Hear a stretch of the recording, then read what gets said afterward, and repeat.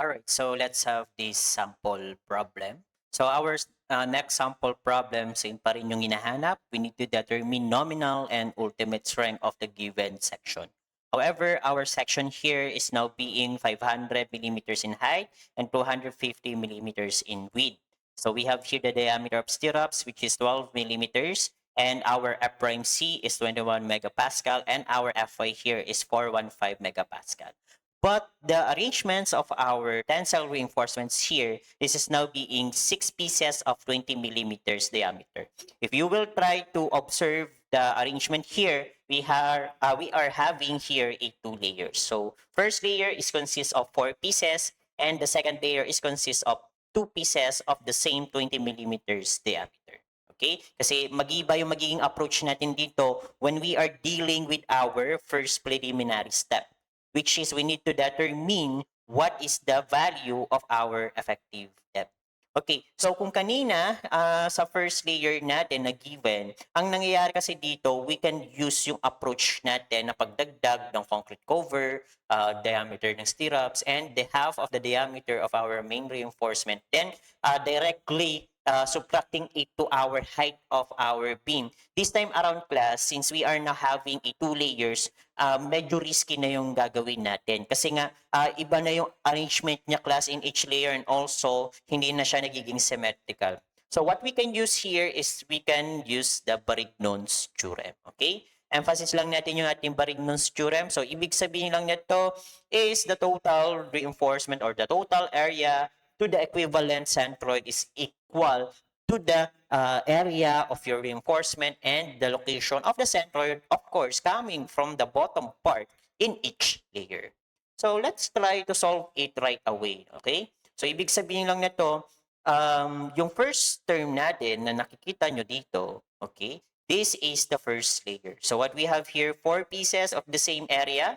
Then for our location of our centroid for the first layer is just simply concrete cover plus the diameter of stirrups, and then the half of our main reinforcement. Then we just need to add the second layer. So ito yung ating term for the second layer. This is 2 pieces of the same area. And then coming from the bottom, you need to locate it up to the center of your second layer, which is this is consists of concrete cover plus the diameter of stirrup plus the diameter of the main reinforcement from the first layer. And then yung clear spacing between them, which is 25 millimeters. So galing dun sa ating minimum spacing requirements from our first topic. And then up to the centroid of your second layer, which is the half of your main reinforcement. Obviously, you need to divide it by the total area that we having here in our tensile reinforcement, which is over 6. Let's substitute the following values so that ang makukuha nating y bar or the location of the centroid of our main reinforcement is now being 77 millimeters. Okay? So once we determine the location of our centroid, we can now determine the effective depth. To determine the effective depth, what you need to do, subtract your centroid to the height. Okay? So makukuha nating value dito is 423 millimeters. Yan yung gagamitin natin all throughout in our steps. Okay? So let's have first step natin. So we need to assume the failure condition of our steel. So for this one, I will assume the first case, which is assume steel yields. Okay?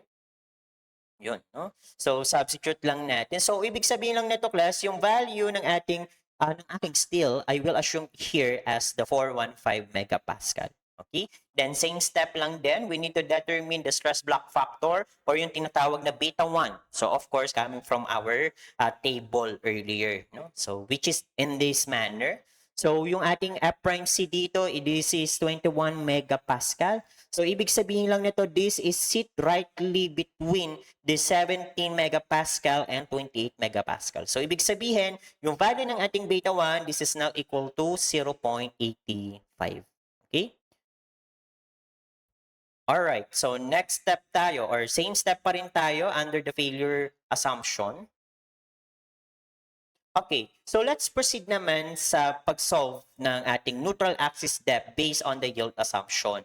or yung ating value ng ating C. Ang ibig sabihin lang nun, this is the depth of our stress block. Okay? So, using yung ating equilibrium compatibility and the expanded form for a singly rectangular beam. So, yan, no? So, yung value ng ating A, obviously, para makuha mo yan, you need to multiply your depth of stress block to your beta 1.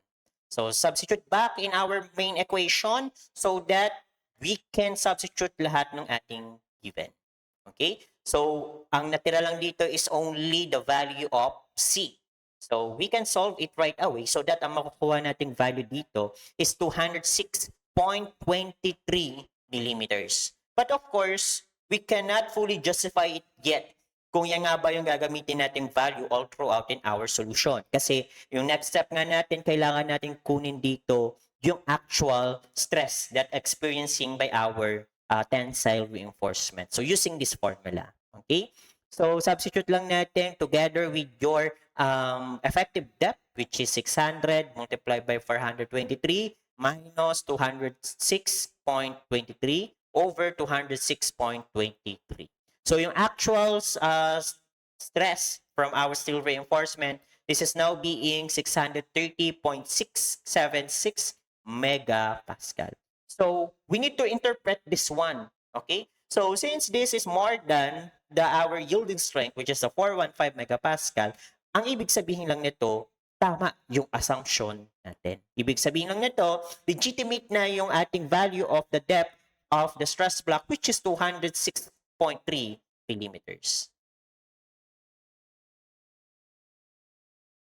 Okay, so after nating makuha yung value ng C, of course, we can now determine the value of our depth of rectangular stress block, which is beta 1 times C. So, which is 0.85 multiplied by 206.23. Ang makukuha natin ditong value ng A is now equal to 175.296 millimeters. Okay?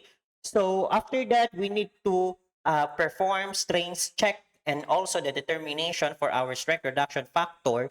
So instead of using yung galing sa ating ratio and proportion between the strain ng concrete and ng steel, what I need to do or ang pwede natin gamitin dito is galing dun sa ating strength of materials. Okay? Which is stress over modulus of elasticity.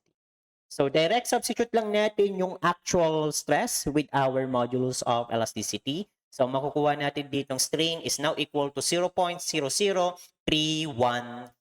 And please take note, this is between 0.002, which is the compression control, and 0.005, which is our tension control. Ibig sabihin lang nito, ang interpretation natin for this case is being transition control. So that we can determine the strength reduction factor based on our string. Okay? So which is using this formula. So ibig sabihin lang nito, ito ay condition for our transition control. Ibig sabihin lang po niyan plus you will use this formula dito. Okay? So substitute lang natin yung value ng string. This is 0.65 plus 0.25. Then this is multiplied by 0.00315 minus 0.002 over 0.005 minus 0.002. So, ang makukuha nating strength reduction factor here is now being 0.751. So, yan na po yung gagamitin natin sa pagkuha ng ultimate strength moment natin later on. Alright, so let's now determine the flexural strength. Since dalawa ang pinapahanap sa atin, let's solve first the nominal flexural strength. And please take note na ang gagamitin ko dito ay yung sa compression. So compression, ibig sabihin, force multiplied by your moment arm. My moment arm here is effective depth minus A over 2. Yung kalahati ng depth of rectangular stress block. Kasi nga, rectangle na siya. No? So center, dito naman mag-exist yung ating equivalent axial force. That's why naka-A over 2 po siya. Okay? So, expand ko lang yung formula using this one and substitute right away lahat ng mga nakuha nating given, which is 0.85 multiplied by 21 multiplied by 175.296 multiplied by 250. Then, our moment arm here, which is 423 minus 175.296 over 2.